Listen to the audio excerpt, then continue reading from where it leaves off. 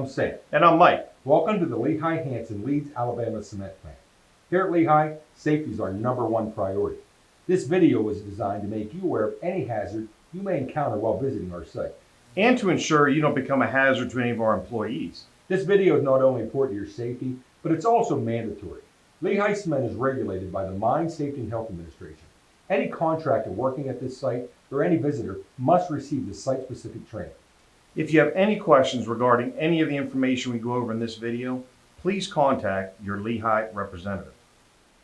While working or visiting at this site, the minimum personal protective equipment you must wear is at least a hard hat to protect the head, safety glasses to protect the eyes, steel-toed boots to protect the feet, and high-vis clothing. Your outermost garment must be high-vis clothing, ANSI 2 certified. Remember, when wearing that hard hat, the brim must face forward. Rings must be made of breakaway material, as must watches. If a ring cannot be removed, a glove must be worn at all times. Never place a body part or tool under a belt unless it has been locked out per our policy. You should either carry a company radio with you at all times while in the plant or be with someone who has a radio. In the event of an emergency, everyone should meet in the parking lot by the guard shack. First aid items can be found either in the control room, in the main office building, or in the maintenance and electrical shops. Wear hearing protection in posted areas and other areas if appropriate. Always wear safety glasses. Use goggles or face shield when more appropriate, for example, while welding or cutting. Wear a respirator in posted areas or whenever needed. Obey our no smoking matches or open flame signs in the areas where flammables exist. Tank valves must be protected when not in use or while traveling. Avoid areas where excessive welding fumes or engine exhaust are present until properly ventilated. Avoid areas where welding operations are being conducted, and do not look at the flash. Use welding curtains or welding glasses to keep yourself and others around you safe. Plan your work. Always select and use the correct tools for the work at hand. Do not have tools that can be locked on. Avoid working outside during extreme weather conditions such as thunderstorms, heavy rain, hail, or high winds. Make sure that snow and ice have been removed or covered with material to give a safe footing. Do not enter the quarry without permission. Be alert and remain clear of the blasting area. Heed the warning siren. Do not attempt to enter any area where unsafe ground conditions or high walls exist. Chemicals to our site, you must make sure that your containers are properly labeled. For chemical safety, this facility has safety data sheets located throughout the site. If you bring the chemical onto our site, you must bring a safety data sheet with it. In any case, never work with a chemical unless you have been trained on that chemical. For fire safety, fire extinguishers are located throughout this facility. Be familiar with the fire extinguisher location in your working area. If you're going to be doing any hot work, make sure the fire extinguisher is readily available and fully charged. If you're not sure how to use a fire extinguisher, please ask the trainer. Cell phones are permitted for work-related communication and emergencies, but they can be very distracting. So if you are making or receiving a call, stop your work. Make sure you're in a safe area and your conversation before proceeding to walk or do any work. Electricity is a hazard no matter where you go.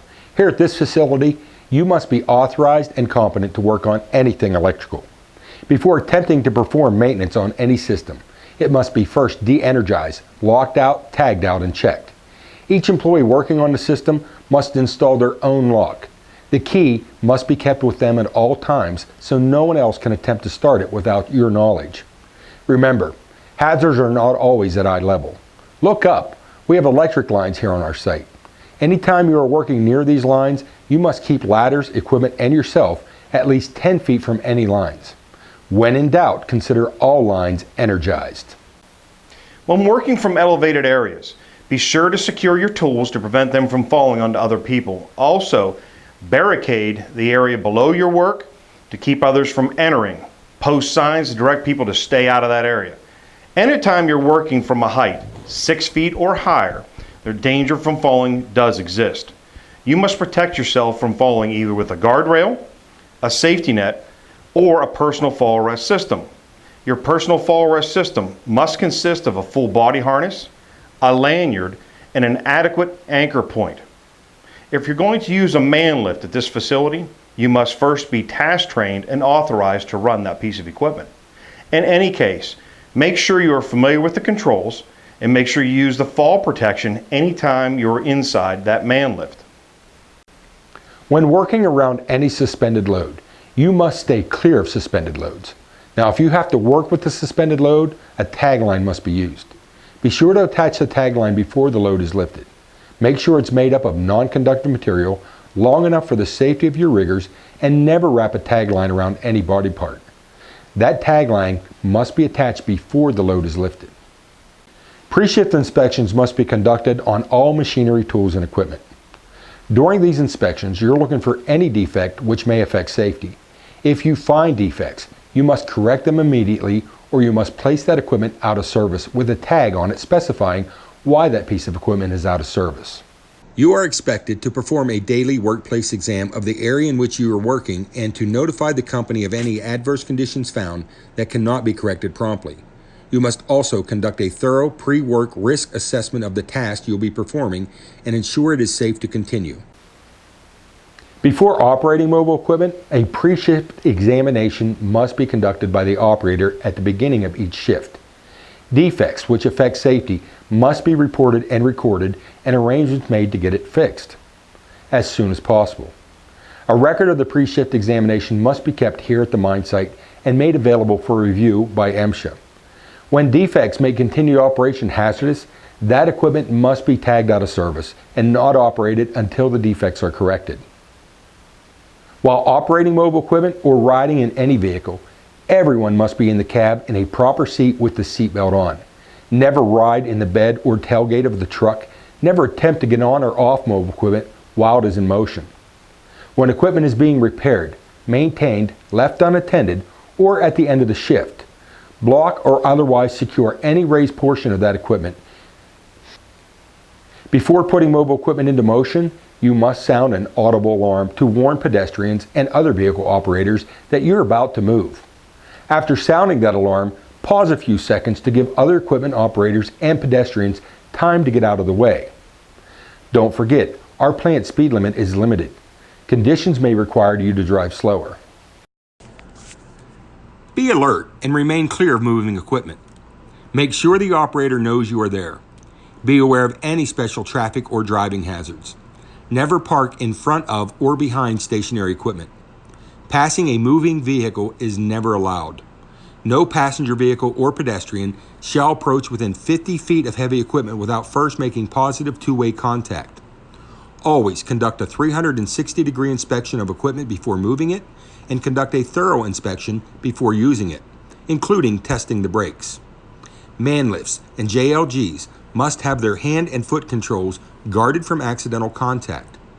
Mobile equipment in unsafe areas must be moved to a safe area prior to servicing. If it cannot move under its own power, you must contact a towing company. Never attempt to tow a vehicle. Be alert and remain clear of moving machinery. Do not work around any moving machine or perform work on any machine that has not been stopped and blocked to make it safe for movement. If the machine is powered by electricity, then the electrical power source must be locked out and tagged out. When traveling near or working over water, Coast Guard approved life jackets must be available and used. While traveling throughout this facility, whether walking or driving, please pay close attention. Our facility operates large and small mobile mining equipment. There are some guidelines you need to follow.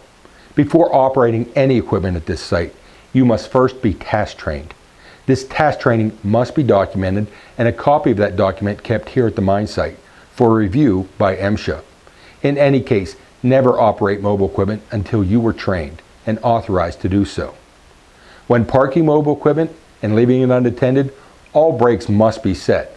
All attachments must be fully lowered to the ground, and the wheels must be chalked to prevent the equipment from moving unintentionally. Your wheel chocks must be placed on the downhill grade of a slope. If you're unsure which way the slope is going, place chocks on both sides of the slope. Obey railroad crossing signs. Bring your vehicle to a complete stop and ensure that it is safe to proceed. Haul trucks, loaders, forklifts, and water trucks have the right of way except for emergency vehicles. Someone could come and trip over them. Safe access not only has to be provided, it must be maintained. This would include keeping your work area free from tripping hazards. Do not run your cords through walkways. Pick up any debris or other materials that may cause tripping hazards, and be sure to store your tools in their proper place. Any rags that contain grease, flammables, or combustibles must be disposed of in a covered metal container. Workplace examinations must be documented before the end of the shift. Boots must be over-the-ankle steel or composite toe boots. We also require task-appropriate gloves. And we require the use of self-retracting cutting tools or plant manager approval to use a non-self-reacting cutting tool. A big hazard here at this facility are moving machine parts. Belt lines, gears, sprockets, and chains. Any of these things that can move can badly injure or kill you. We have guards to protect most of these parts. One of the safeguards we have in place is to sound an audible alarm anytime a belt line is about to start. So if you hear an audible alarm in your area, watch out because that belt line is about to begin. In this industry, we have what we call confined spaces. A confined space is identified by its characteristics. It's large enough for an employee to get their body into it. It's difficult to get in and out of, and it's not meant for continued employee occupancy.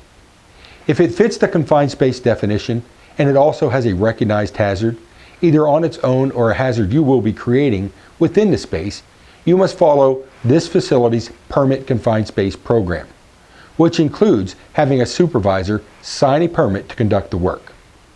As a final note, no horseplay, gambling, firearms, drugs, or alcohol are permitted on this property. Your failure to follow the rules and policies of this facility could mean a citation from MSHA and a dismissal from our property.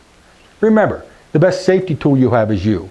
Use your eyes, ears, and nose to be constantly on the lookout for hazards. If you see a hazard, use your mouth and report it to a supervisor. And never take shortcuts.